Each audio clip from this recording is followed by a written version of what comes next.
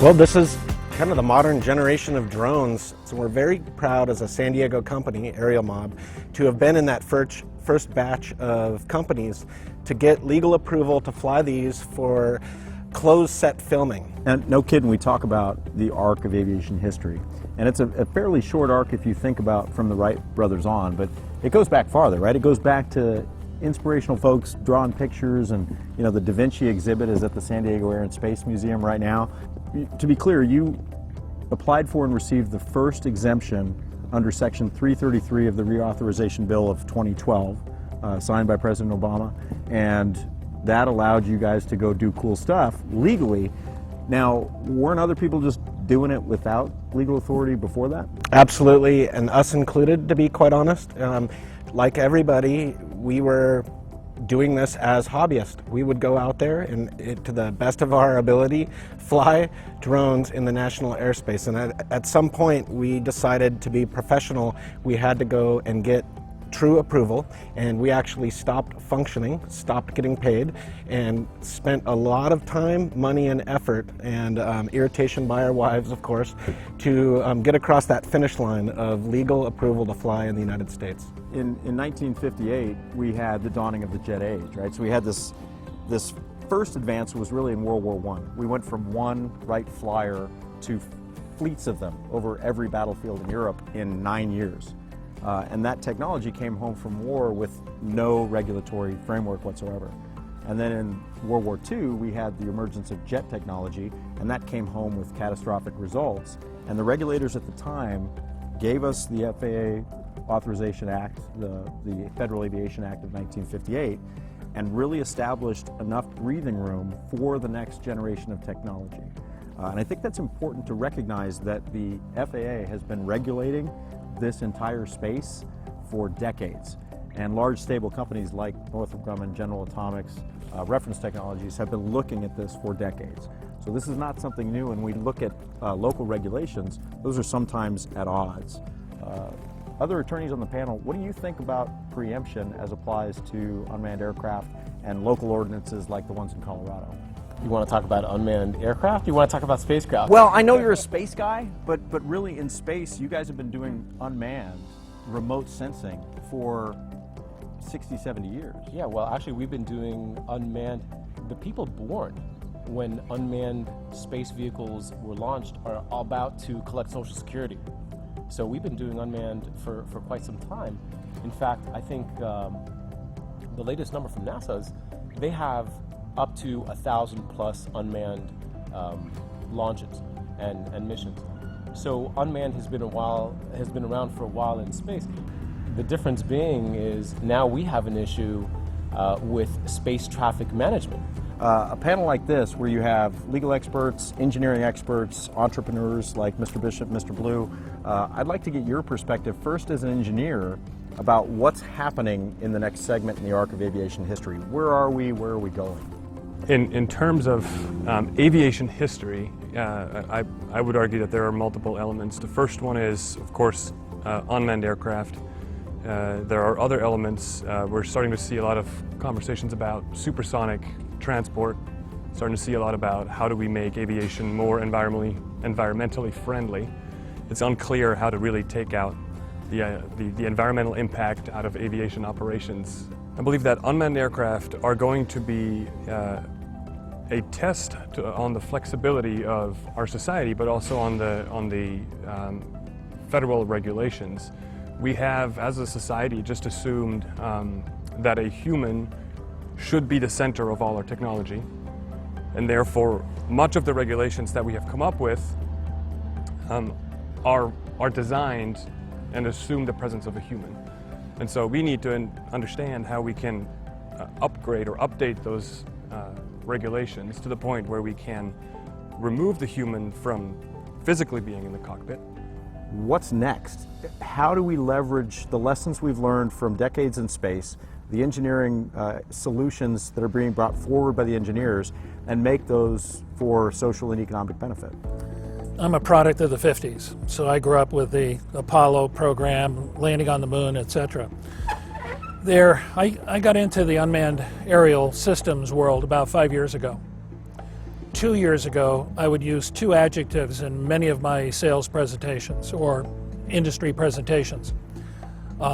Nascent and cusp. Those are no longer adjectives that we can use. We're well beyond the nascence of this industry, and we're not on the cusp of this industry whatsoever. We're there.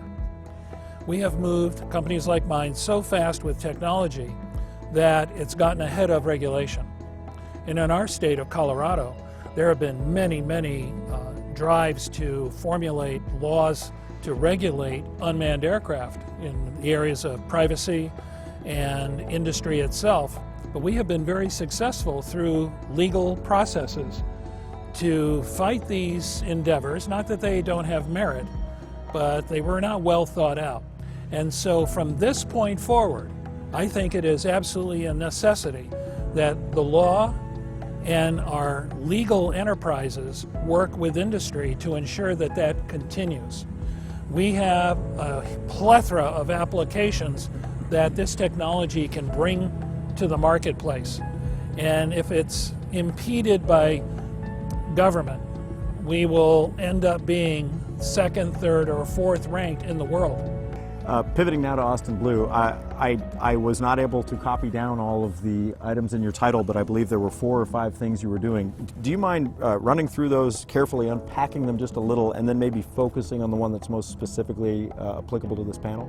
Sure. I would say that the reason for so many activities is that there is opportunity all over aviation. And Spectrum Aeronautical is a company that is working with advanced materials and to build better business aircraft. The business aircraft behind us here today are over 20 years old in their designs, and there's a great opportunity for renewed technological growth in that area.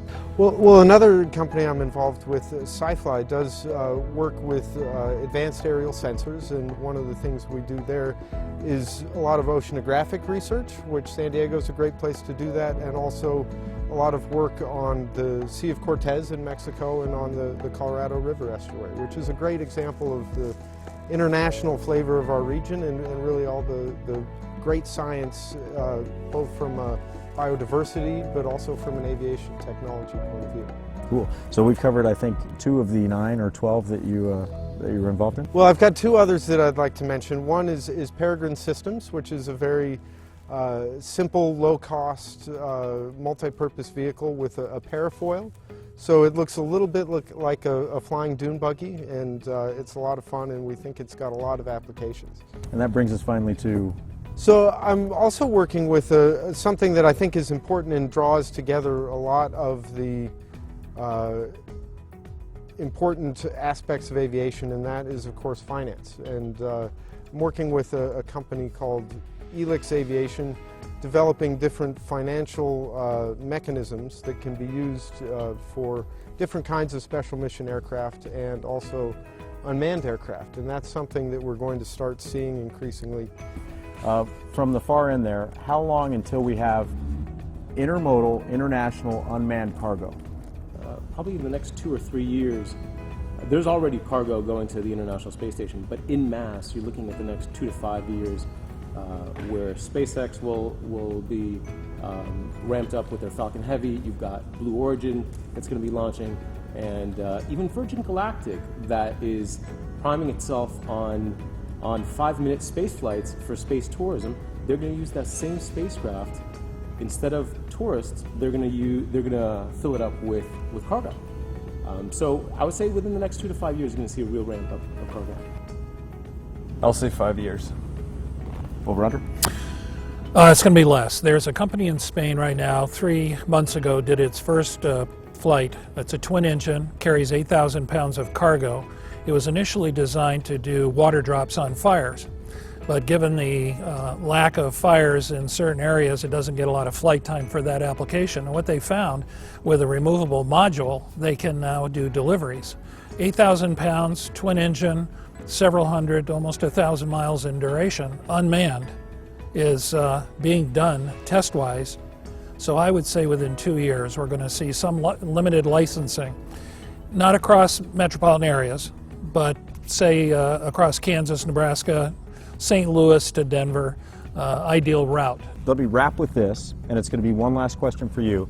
Without having gone to law school, without sitting for the bar, without practicing and not offering any legal advice, what do you think about the idea of the federal government regulating aviation? Is the federal government and has the federal government been consistently regulating the entire field of aviation for any period of time? They have, but I believe that there is a public backlash that is yet to be realized.